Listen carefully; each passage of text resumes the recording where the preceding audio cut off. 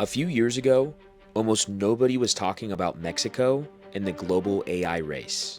When people discussed artificial intelligence, they talked about the United States, China, maybe Europe, but not Mexico. That is beginning to change because right now, something bigger is happening beneath the surface of the Mexican economy. The country is no longer trying to be just a low-cost manufacturing hub.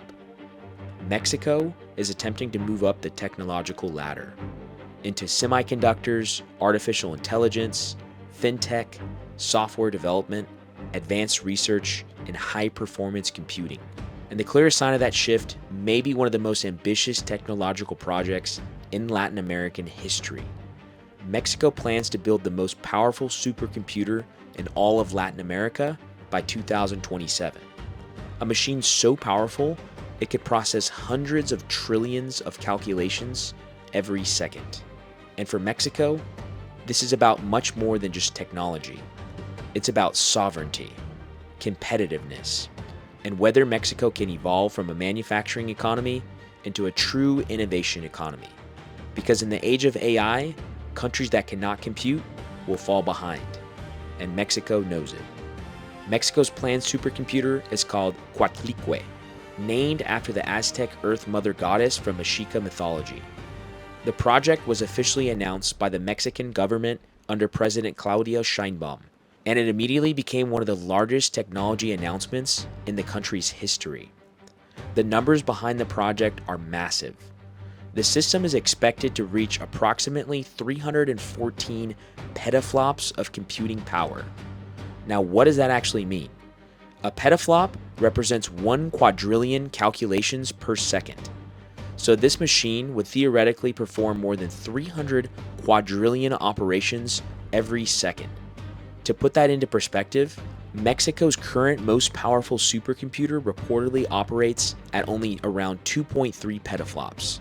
So Coatlicue would represent a gigantic leap in computer capacity. According to Mexican officials, it could become more than 7 times more powerful than the current strongest supercomputer in Latin America. Construction is expected to take around 24 months, with an estimated investment of roughly 6 billion pesos, or more than 300 million US dollars. And unlike many private AI systems around the world, Mexico says that this will be a public supercomputer, meaning universities, researchers, startups, scientists, and government institutions could potentially gain access to enormous computing power that previously didn't exist in the country. And this matters more than people realize, because AI is no longer just about chatbots. Artificial intelligence today increasingly depends on access to computing infrastructure. The countries with the strongest AI systems are often the countries with the strongest computing power. Without supercomputers, it becomes extremely difficult to train advanced AI models, run large-scale simulations, analyze climate data, develop semiconductor designs, model energy systems, or compete in scientific research. And Mexico understands that if it wants to participate in the future global economy, it needs technological infrastructure, not just factories. Now, obviously, Mexico is not suddenly competing with the United States or China overnight. The world's strongest supercomputers are already operating at exascale levels. America's El Capitan supercomputer can process over 1 quintillion calculations per second. So Coatlicue would still be far behind the absolute global leaders. But that's not really the point. The point is that Mexico is beginning to build strategic technological capacity. And in Latin America, that is a major shift. Because historically, much of Latin America has struggled to develop advanced technological ecosystems at scale. Many countries in the region remain heavily dependent on commodity exports, such as oil, mining, agriculture, tourism, or low-value manufacturing. Mexico is trying to move beyond that. And one reason it actually has a chance is because the country already possesses something incredibly valuable: industrial depth. Mexico today is deeply integrated into the North American economy.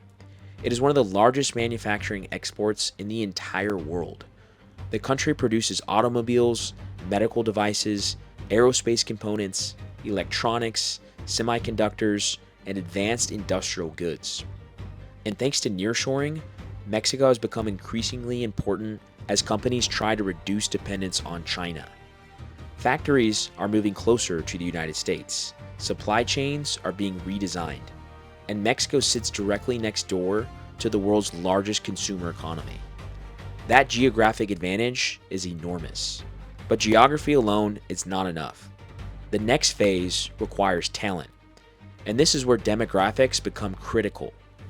Mexico has a population of around 130 million people, with a median age of roughly 29 years old.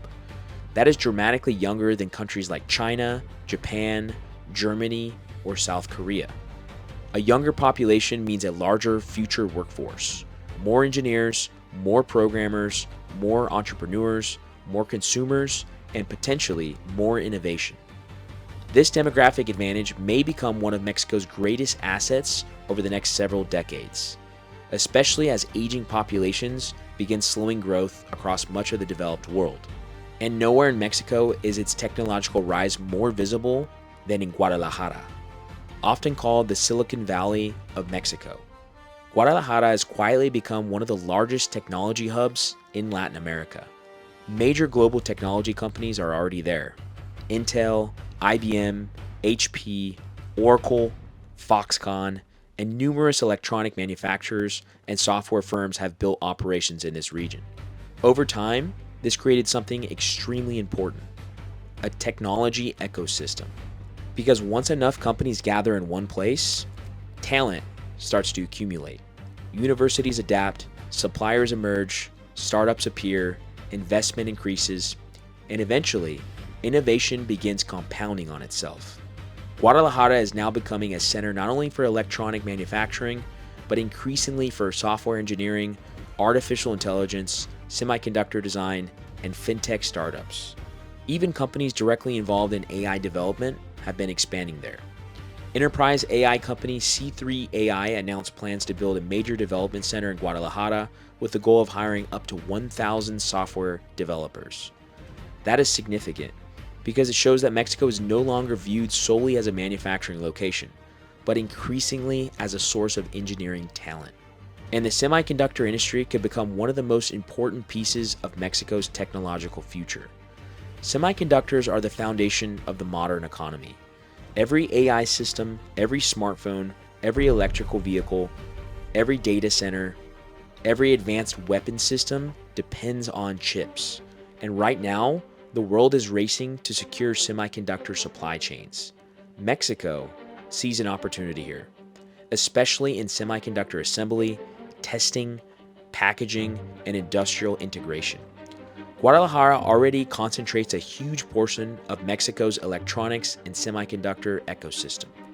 According to reporting from El País, roughly 80% of Mexico's semiconductor-related industry is concentrated in the region.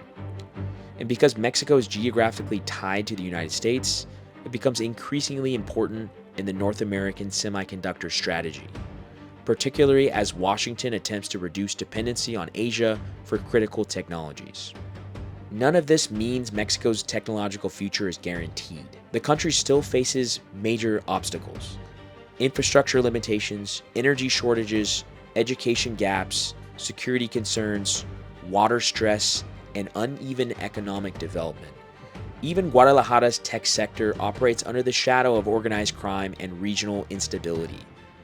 There is also intense global competition. Countries around the world are racing into AI simultaneously. The United States dominates advanced AI models. China is investing hundreds of billions into artificial intelligence and semiconductor independence. India has a massive software talent pool, and Europe is investing heavily into AI regulation and infrastructure. Mexico enters this race later than many global powers, but it also enters with several strategic advantages: proximity to the United States, a young workforce, industrial integration, growing engineering talent, and increasing geopolitical importance. And this is where the story becomes bigger than just Mexico, because what we may actually be witnessing is the early transformation of North America itself. For decades, the United States outsourced enormous amounts of manufacturing capacity overseas, especially to China. But now the global economy is changing. Supply chain risks, geopolitical tensions, tariffs, and national security concerns are pushing production closer to home. And Mexico increasingly sits at the center of that transition. The future North American economy may not look like one country dominating everything. It may look more integrated. American capital, Mexican manufacturing, Canadian resources, shared industrial systems, shared semiconductor supply chains, shared AI infrastructure, and if Mexico successfully develops its technological capacity, it could become one of the most strategically important economies in the Western Hemisphere. Not because it overtakes the United States, but because it becomes indispensable to it. And that brings us back to the supercomputer, because Coatlicue is not really just about computing power. It is a signal, a declaration that Mexico wants to participate in the industries of the future. Artificial intelligence, advanced research, climate modeling, scientific computing, semiconductors, energy systems, data infrastructure, and national technological sovereignty. For decades, Mexico was often viewed mainly as a place for assembly lines. Now the country is trying to become something more, a place where technology is not only manufactured, but developed. And the outcome of that transition could reshape the economic future of Latin America. Because if Mexico succeeds, it may prove that advanced technology ecosystems are no longer limited to just Silicon Valley, Beijing, or Europe. They can emerge elsewhere too. And right now, Mexico is betting billions of dollars that it can become one of them. And this is Mexico Insider. Thanks for watching.